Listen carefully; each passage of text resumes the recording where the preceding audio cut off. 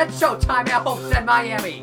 Andre Baranowskis at the line, steals it in the Indy 250. Logan to Baxter's in trouble, there they go. Gordon's on the wall, jumps right around. Side by side on the final lap, coming to the checkered flag. Steve Morgan, the last lap pass, and the victory in Las Vegas. Welcome to the NOFSRL.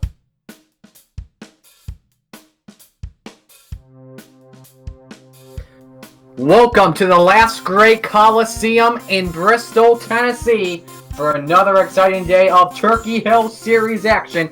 It's the 8th race of the 28-race season in season number 5. Today, it's the Simpson 300, and it's going to be a good one today. Mario Sakala joined alongside Trey Barto. Will check in with the man you guys all want to hear in just a moment. That is Napa Fan. So, Trey, let's talk Bristol. Short track racing. This is going to be a good one. It's so narrow, high banks of Bristol. You've got two wide racing happening. They're beating and banging. How close is this race going to be? Well, it depends. It depends on how the leaders work the lap traffic. Depends on how the leaders do the strategy. If they do their strategy good, they might have a pretty big lead. But if someone does it better than the leader itself, and then you might be side-by-side racing here. You never know how it's going to work here, but that's why we're here. That's why we're commentating. We're going to wait to see how these drivers are able to handle Bristol Motor Speedway.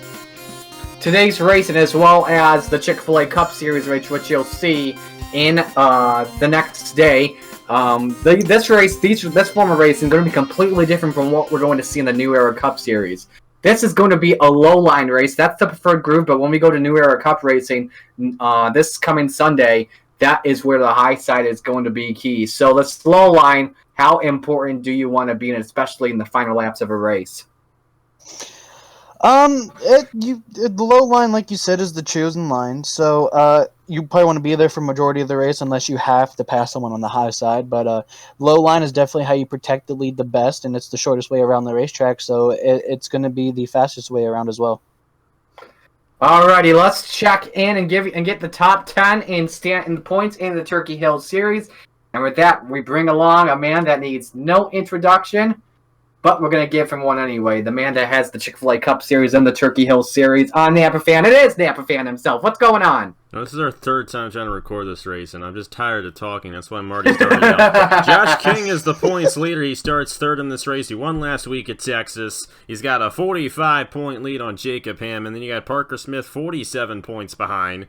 John Enders 53 points behind, and then Christian Vargas 55 points behind. We do the top 5 here on Napa Fan, not the top 10, but we don't really need to go through the rest of them because Josh King is most likely going to be the points leader at the end of this race. Has had a really strong, really strong outing so far in the Turkey Hill Series so far, and only a quarter of the way through the season, and he already has a full race point lead on the field. Either way, let's go ahead and give you guys the starting lineup. Daniel Voiles will be leading us to the green flag for today's event alongside of Matthew Brown in the 24. Great qualifying run for those guys. You got Jonathan King there starting in third alongside our first winner, Trey Smith.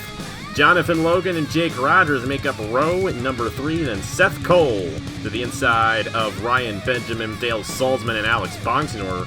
Right there, a couple of longtime veterans making up row number 5. Make sure everyone rolls off and send it back down to Marty and Trey for the call of the Simpson 300 from the Bristol Motor Speedway. Take it away, guys. Thank you very much, Napa Fan. Break down the race analysis for you today. 60 laps around the half-mile oval, so 30 miles. Expect a one-stop race happening around lap 50. Real quick, Trey, before we go green, who do you got winning? I'm going to have to go with the points leader himself, starting third, Josh King. He's just on a hot streak right now, and I don't think he wants to stop anytime soon. Pace car makes the left-hand turn, and there's one thing left to say. This is Bristol. The green flag is out. It's showtime in Tennessee. Good start off of the jump there by Daniel Voiles off of turn 2. King working just behind him. They're side by side for second though with King and Matthew Brown. As you can see, the field, the first 3 actually are single file now, but from then on back it is 2 by 2 by 2 by 2. Everyone jockeying for positioning, and hopefully, I would probably say within about 3 or so more laps. Probably the top 10 or so will be all single file, and they'll get a little more calm down.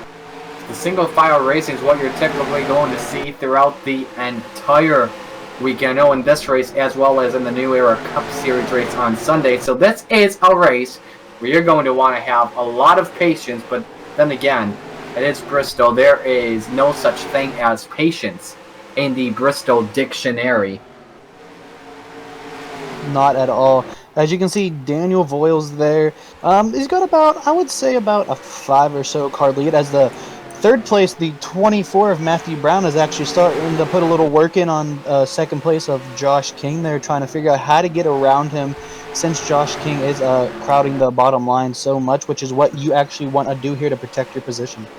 Jonathan Logan currently fourth, trying to enter that battle for second at the moment. Josh King won last week at the Texas Motor Speedway, looking to go back-to-back. We'll bring in Napa fan back here real quick. We need a McNugget for you here. When was the last time a driver went back-to-back in the Turkey Hill Series, or has that never happened? Well, funny enough, this series actually started off with a driver going back-to-back. Austin Spencer won the first 2 ever races back when it was the Crown Royal Series in 2015. Other than that, and it's been since 2018 since we've done the Turkey Hill Series, I cannot remember another time when that has happened. But Josh King is going to definitely have an opportunity, and that would really solidify his spot to being a championship favorite here in the Turkey Hill Series. Daniel Voiles already 7 laps in. He's already built up, or excuse me, 8 laps in now. He's got over a 1-second lead over the points leader at the moment. Let's find the first side-by-side battle as we go through the field here real quick. There it is right there. That's Keyshawn Richardson battling with Clark McKee. That is for, if we can look through from 11 through 20, that is for the 13th position on track at the moment. Also in that battle as well, the 0-2 of Brandon Mayhew. And now another good side-by-side battle happening for about 15th place or so. That's the 88 machine, Lathan Strickland. Top side there, the 39 of Josh Williamson. Yeah, definitely. As you can see here in the middle pack, they're definitely a lot more bunched up because they don't got as much room as the leaders do up here. As you can see, another side-by-side battle. I believe that is for the 5th spot. That is. That's Seth Cole top side, Jake Rogers on the bottom in that Manscaped 35. Trying to play spoiler is, I think a Napa fan calls it his favorite beverage. It's that 66 machine. That is Trey Smith working top side. Remember, the low line's where you want to be. That may cost Smith the position. Here comes Dale Salzman with the help he needs from the 80 of Zachary DeLello. Meanwhile, though, back up to the front of the field, it is Daniel Voiles out in front. Look at the gap he's put up on second spot, though. Almost, or maybe it's over 2 seconds. We'll wait for timing and scoring to say. Yeah, over 2 seconds at the moment, Trey. That he is definitely not waiting for Josh King to catch back up. He wants to get as far out ahead as he can, especially for when he catches up to the lap cars. Those lap cars are either going to hurt you or help you, especially with what we can see now. They are not single file. They're actually bunched up, more bunched up than I believe the rest of the field. So whenever Daniel Voiles does catch up to him, it'll be interesting to see how he ends up working the lap cars. Always typical with the Bristol Motor Speedway early on throughout a race. You will see the faster traffic come up to the slower traffic, and that's what usually leads to passes for the race lead. The low line is, once again, like how it usually has been at Bristol in recent years in the NOFSRL here on Napa fans' side. We go to the New Era Cup Series. This is the first trip to Bristol since season number 1. Good battle happening between the 75 and the 66, Bonsignor and Smith. And if I recall correctly, Napa fan, they are teammates at Otter Island Motorsport. The 66 for North State Racing got a yellow. Oh, first yellow out today, and this is a big one in turn 1. That's the 2 machine around. That is Igor Barreto. The first yellow is out, and Trey, this will likely mean we will see pit stops. I definitely expect to see a lot of these cars come down for pit stops. The average fuel run, I believe, is about 40 to 50 laps, and we are on lap 20 right now, so it would not surprise me at all to see everyone come down and at least take fuel. Tires, would not be surprised to see them take that either, just to get them a fresh set of rubbers. But as you can see, majority of the field, if not all of the field, is coming down to fresh up on everything. Mark Allen caught a lucky break in the 8th. He was about to get lapped by Voiles. I believe he was running in last when they crossed the line. But here we go here. So now Trey and Napa will bring you in as well. With a track like Bristol, how do you want to go? 4 fresh Goodyears? Yeah, definitely. Me personally, I would want to go with 4 fresh tires just so I can have fresh rubber all around the car. It's definitely the best to get the grip and best way to make sure you don't end up hitting the wall by getting too tight or too loose. Now we look at pit road on the front straightaway. You know what? This isn't kind of interesting. I don't know if this is a different pit road sequence than usual on the track I, but I do not see Voiles on the front straightaway. He had the first stall in the backstretch, or last stall in the backstretch, but first one out of the. Wow! Look how much he lost there, all the way back to 4th position, and the points leader wins the race off pit road. Josh King. Let's take a moment and see what happened in the first caution of the Simpson 300. Off of turn number 4, a 3 wide situation. You can't really go 3 wide at Bristol. And it looks like Parker Smith just gets into the quarter panel of Joshua Rush. And in there, just a bystander, innocent, Igor Barreto goes around. Doesn't look like, though, Trey doesn't have that much damage. 44 of Smith just clipped the inside safer barrier. But for Igor, I think he's going to be okay. Yeah, it definitely does not look like that much damage at all. Props to Igor, though. He was able to break it down, put the lock up the brakes, and make sure he does not come back up on the track and collect anyone else, because coming back up on the track, I can tell you from experience, is not a fun feeling, especially when you get nailed. Alright, as you can see here, the 98 high, it kind of looks like Parker Smith might have come up a little bit, but just rebounded right off that car and went right down in the Igor, an innocent bystander. But luckily for both of them, it seems like they can continue on with their race and not lose as many points as they would have if they would have had to park it behind the wall. First yellow flag is out in the Simpson 300. Race leader, the 41 of Josh King, as we get set for the restart. And we are back here at Bristol after the first caution for a spin involving Igor Barreto and Parker Smith. Few cars line up a lap down. Remember, in the Napa fans side of the league, it's all single file restarts. The 41, Josh King, the current race leader. Back up through the field. Second is Jonathan Logan. Third, Jake Rogers. Fourth is Daniel Voiles, and around the top 5 is Seth Cole. So your points leader that won last week at Texas brings them into the restart zone, and we are back to green. Carter Friesen as well as Jacob Hammond are not battling for the race lead. They are either a lap down to the last car on the lead lap. In Friesen's case, he could go a lap down at this moment, and he is. Gets a little bit loose, though, off of turn 4. Keeps it going, but look at Hammond, though. Trying to get the high side to work, though. Rush gets a little bit loose off of turn 2. High side trying to get a draft going. Here comes Rogers in the 35 in a good battle for second. Happening with Jonathan Logan. Where's the 63? There he is. Logan's back in third now at the moment. Not giving up, though, on the high line. So, Trey, these drivers are trying to get that high line to work now, because I think they have a feeling that this could be a longer run we've got. Yeah, it definitely looks like they're trying to get something going. As you can see, the 23 there of Carter Friesen is actually able to stay with the leader.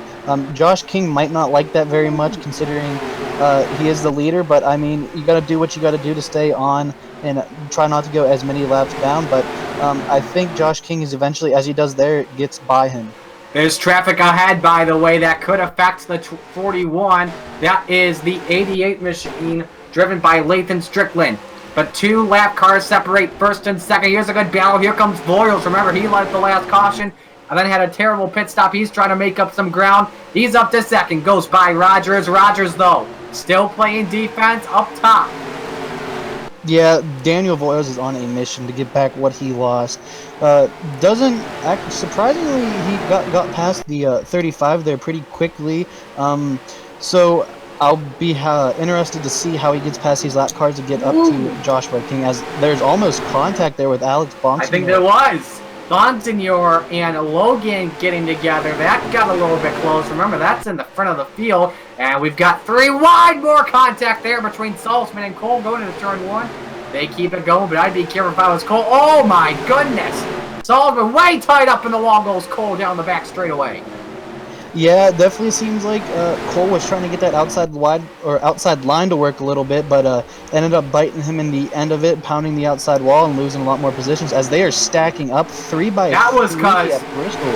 That was because Richardson got onto the apron, had the field accordion on back, and there's still 3 wide at the moment. The Hobby Lobby car on the top side, that's the O2 machine.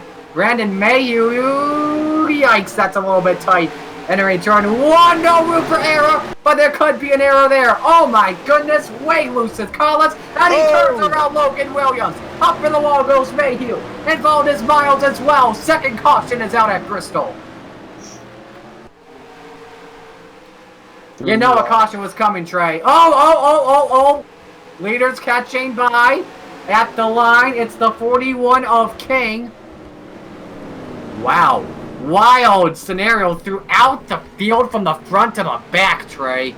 Yeah, that stack up there, I think, as you said, it was caused by, it looked like Keyshawn Richardson was trying to maybe cut the corner a little bit, get down on the apron, wasn't too sure there, but caused a stack up there. They all went 3 by 3 by 3, and as we've seen in the past, that 3 wide does not tend to work here at Bristol Motor Speedway, and it ended up causing some drivers to get collected and cause an accident. You saw Mayhew involved in the O2. They're trying to get that car repaired and get it back on the track. Man, that was wild. I think we can all catch our breaths here for both of you two, Trey and Napa. Let's figure out, though, what brought out the second caution at Bristol, baby. So going into turn number 3, we were with you live while this happened. Mitchell Collins just gets into the quarter panel of Logan Williams. Mayhew just has nowhere to go. And same thing with Miles in the 52. A head-on shot there for Mayhew. Miles just jams on the brakes and then just gets collected. I think Vargas got a piece as well. In the 82 machine, he did. Tough break for him. Yeah, that is just a bad circumstance, and that is what happens here at Bristol. It's such a small track, such fast actions that you have possibly 3 seconds to react with cars crashing in front of you, and not even the most talented of drivers can react within that small time frame. And sadly, with I believe these 4 cars, major damage to majority of them, but hopefully their pit crew will be able to get them back out on the racetrack. As you can see here, just not a lot of room going in there. The 37 kind of looked like it might have squeezed down on the 00 there. It caused the 37 to spin, go back up on the track, and collect people that were oh my goodness, Lathan almost decided to pile drive the back of the 52 there, but luckily was able to woe it down and get out of the way just in time. Second yellow flag is out. Let's get ready for the restart in the Simpson 300. Developing situation here at Bristol. That is the race leader and points leader, Josh King, coming down pit road. Trey, does it look like a tire going down? It definitely does look like a tire could be the possibility. I don't see any smoke coming out from the back of the car, so no engine issue with that. But from what I've seen, I'm going to guess it is a tire that has gone down, so nothing too bad. The only thing bad is that he did sadly lose the lead from that, but I would not be surprised if he's able to fight his way back up through the field and be a contender in this thing. This helps out 3 drivers here in this situation. First off, Daniel Voiles gets the race lead back, and second off, Jacob Hammond and Carter Friesen get back on the lead lap. Lights are off the pace car. We are going green this time. Second spot currently is Jake Rogers, yes. Third spot, that's the 63, Jonathan Logan. Fourth spot, Alex Bonsignor. Rounding out the top 5 will be Jeremiah Dwayne. Daniel Voiles brings them back into the restart zone. Coming to the line, 20 laps remaining at Bristol Motor Speedway. Back up through the gears they go. Good restart there by Daniel Voiles. Already puts up a car length or 2. over Jake Rogers. A good little gap there. Dylan Young trying to play spoiler. Remember, he's a lap down currently in the 48. The 63 there is going under. I believe that is a lap. Ooh, yes. Contact! Sorry there, Trey. Contact there between Logan and Bumpton here once again. Not the first time they've been rubbing fenders so far today. Nah, this is classic Bristol rubbins racing here, and drivers respect that, drivers know that, and drivers will use their cars to get past their opponents as they will. I want to talk about the track itself, especially after the long green flag scenario you had.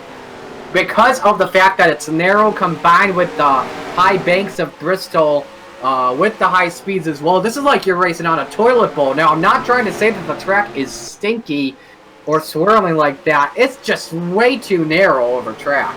It is very narrow of a track, as we can see. 3 wide, it is very tough to go 3 wide, but as we saw earlier, they were able to do a lap or 2 of it.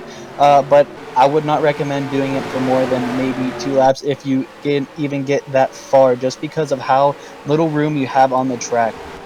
Bonsignor just lost 2 spots to Matthew Brown and teammate Seth Cole, currently running in 9th, and could lose that to Keyshawn Richardson. Meanwhile, they catch up to Lathan Strickland, and by they, I mean Voiles, and the last 2 cars on the lead lap. This could get interesting. Remember, Strickland either has damage or he's lost a cylinder. Now, how does this play in Jake Rogers' effect here, Trey? Well, as you can see, they don't seem to be making moves on Lathan Strickland, which is going to slow them down, which is just going to allow the 35 of Jake Rogers here to reel in damage, as there's another caution out. Caution is out for the 64 machine of Chloe Reiner. A lot of front-end damage. She is smoking off of the engine. And this will definitely change everything. If I recall correctly, Bristol is a track where there are 5 caution laps and not 4. This is the first of them. 50 is 2. 51, 52, 53. We'll have about 7 laps to go when we get to the restart. What could be as well the final restart of the race will definitely change everything. But Reiner with a lot of damage. The Petronas team trying to repair that car. Daniel Voiles, though, out in front, and I think as well, does this help out Hammond, by the way? Did Voiles get by Friesen? It did help out Hammond. He remains on the lead lap and can now gain some spots out of it. But now let's figure out what happened with Reiner in the 64. So going into turn number 3, which pretty much has just been Calamity Corner for all except 1 caution. That's the 32 of John Andrews. Just hooks the right rear quarter panel of Reiner and just turns her. That's a hard shot into the wall. Passenger side, big lick for Reiner. That's why the engine was starting to leak some oil. They're also in it. The 32, we already mentioned Andrews, obviously, in the 32, took a hard shot, kept the car going. Also in it there, Nappy, you got a better perspective than I do. Is that the 93 of Zach Rogers? Zach Rogers on the outside. Logan Williams ended up hitting the 64. That's what it was. But one thing I would like to mention, look at this right here. Voiles went to the outside of Friesen. Friesen was ahead of Voiles this whole time, but Voiles beat him at the line, and Friesen remains a lap down. That was a very smart move out of Voiles, because now he's got a lap car in between him and Jake Rogers. And I say a smart move, but it might not be. Friesen could make a move on Voiles, and we saw what happened to Alex Bonsignor earlier on in the race, so that might not have been the move that Voiles wanted to make here. Give you the shot in real time. As you can see here, the 32 of John Andrews maybe just got a little bit closer than he was expecting to near Chloe Reiner, but ended up turning her into the outside wall, collecting himself in the process. But definitely Chloe Reiner did not want to see that with her day. Now she's got a torn-up race car, and does not look like she'll be able to continue for these final few laps. Third yellow is out at Bristol with Daniel Voiles in the lead. Can he hold on to it for what could be the final restart of the race? We get ready to go back to green here at Bristol. Interesting scenario here between the top 2. Daniel Voiles, Jake Rogers. They each have a win this season. They're looking for the 2nd win of their season and of their career in the Turkey Hill Series. Voiles has won, though, on Napa Fan 5 times before. He's got the lead. Rogers currently stands in 6th. Jonathan Logan is running in 3rd. 4th spot is Jeremiah Drain. Dwayne round off the top 5 is Trey Smith. Here we go. It's crunch time here. And Friesen's trying to hook to the inside on Boyles, but he's not having it just yet. Top 2 get a good restart. Friesen almost got to the inside of Daniel. Friesen is definitely going to try to get his lap back, but I don't think Daniel Voyles is going to let him try to get anywhere near beside him, considering it'll slow him up and allow Jake Rogers to catch back up and possibly pass him for the lead. Oh, look at this. Rogers gets moved up the track by Dylan Young. This could help out Jonathan Logan. We have 6 laps to go. Coming to 5, a yellow flag will end the race. Battle for 4th position at the moment. Inside is the 66 of Smith on the 36 of Dwayne. Doesn't have it just yet. Keeping their eye back up front. Boyles a good lead over Jake Rogers at the moment. It was 65 hundredths last time at the line. This time Boyles gains. Waiting for scoring to confirm. Only 200ths of a second that time. Nah, it definitely looked like Daniel Voyles is starting to pulled away from Carter Friesen, and then he's going to start to gain his lead over top of Jake Rogers there. As Jake Rogers is going to try to catch up to Carter Friesen, but it does not seem like he can do it, and it seems like they're pretty set at where they're at the moment. Popsicle sticks in the air, this time by Daniel Voyles. A mile away from the second win of the season and in the Turkey Hill Series career for him. Jake Rogers trying to hang in there, and it's just hoping something happens big time to Daniel Voyles. They're not catching up to Lathan Strickland anytime soon in the 88. White flag in the air. 1 lap to go here at the last great Coliseum for Daniel Voyles. Now a half a lap away, and Voyles will do it in the 96 Shop East Chevrolet. Win number 2 of the season for Daniel Voyles in the 96. He wins the Simpson 300. Jake Rogers comes home in 2nd. Jonathan Logan 3rd. 4th, Jeremiah Dwayne. 5th, Trey Smith. 6th, Dale Salzman. 7th goes to Seth Cole. 8th, Alex Bonsignor. 9th spot, Clark Mickey. And the top 10, ending that one, Matthew Brown. A dominant victory, though, for Daniel Voyles in the 96. And a strong win at that, but with the help of Josh King's issue, King did rebound the 20th, so it was just a tire that went down on the 41, but Voyles definitely with the strongest car in this race, and he definitely showed that. Jake Rogers, Jonathan Logan, Jeremiah Dwayne, Trey Smith, the top 5. Of course, Marty went through the whole top 5 there. And a few guys get knocked out. John Andrews, Chloe Reiner, we saw what happened to them. Christian Vargas and Owen Miles all out of the race here from Bristol. But interesting race, a little bit calmer than other Bristol races we've seen on Epiphan, but still a great race at that. What are you expecting in tomorrow's Chick-fil-A Cup Series race with 100 laps of action here at Bristol? Well, I think we're probably going to see the same thing. It's the same track, obviously. Napa fans going to be using NR 2003. Low line should be working much better than the high line. Race is obviously going to be a longer distance. If I recall correctly, if you're still doing 20% Napa, it's 100 laps around the half-mile oval. And it should be a fun one and should be an exciting one, just like we had today as well. Yeah, I do have to agree. I'll definitely take this footage here, study it, and make sure I tried my best to keep a clean race car tomorrow and stay out of the trouble. And hopefully me and my team will be up there front battling for the win. It'll be a fun race tomorrow for the Crystal 500. First time we've gone under the sunshine in the Chick-fil-A Cup Series here at Bristol, but with what we saw today, I think we're going to have a pretty good race tomorrow. And I'm looking forward to see how it all shakes up tomorrow at noon Eastern Time, right here on NAPAFan. Thank you guys so much for watching. Congratulations to Daniel Voyles on his race victory. And we'll show you guys the points here. Josh King will still be the points leader at the end of the day, but it might not be as much of a margin as he had coming into this race. But we still got 20 races left in the season. Going to roll all the way to September and the Darlington Raceway for the finale. So it's going to be a great season. Hope you guys stick around and enjoy it. Be safe out there. Wash your hands. Don't touch your face. If you don't know this stuff by now already, you're probably already sick, which is unfortunate, but I do hope you get better if you are sick. But if you're not, don't do any of that stuff, because I don't want you to get sick, because I like you and I don't want you to get sick, because you're my fam, you're my friends, and I care for you. So yes, Daniel Voyles, your race winner here at Bristol. We'll see you guys tomorrow for the Chick-fil-A Cup Series Crystal 500. On behalf of Marty Johnson and Trey Bartow, I will see you guys later.